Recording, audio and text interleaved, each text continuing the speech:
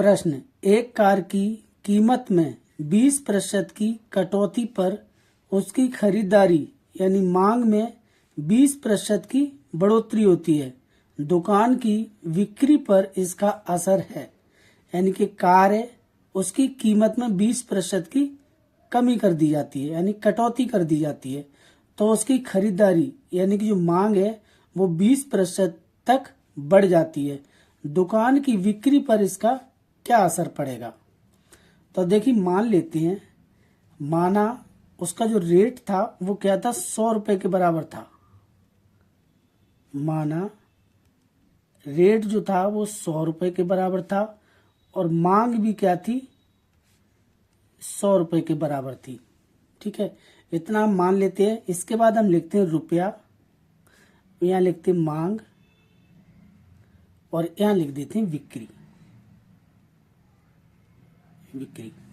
जब 100 रुपया थी तो मांग भी 100 रुपया थी, तो बिक्री कितनी हो जाती थी, 100 का आपस में गुणा करेंगे तो ये हो जाएगा, 4 शून्य आ जाएंगी, 10,000।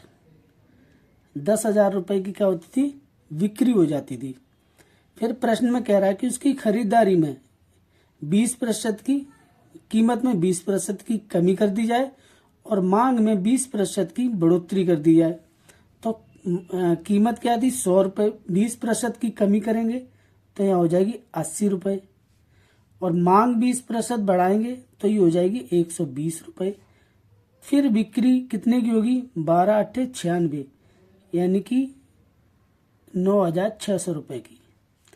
अब इसकी बिक्री में जो अंतर आया वो कितने का आया, 9600 और 10,000, यानी कि 400 रुपये का क्या आया, अंतर आया।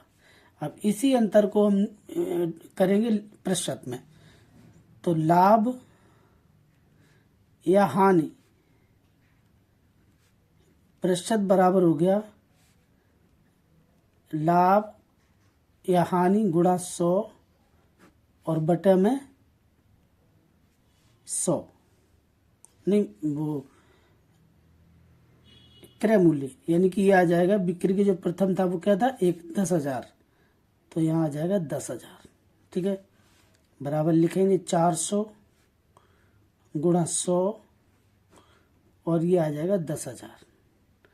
4 शून्य नीचे है, 4 शून्य ऊपर कट गया, तो बराबर आएगा 4% की क्या होगी, कमी आएगी। पहले बिकता था 10,000, फिर बिका 9600, 400 रुपये कमी आई है, तो ये प्रतिशत कमी कितनी होगी, 400 कमी आएगी।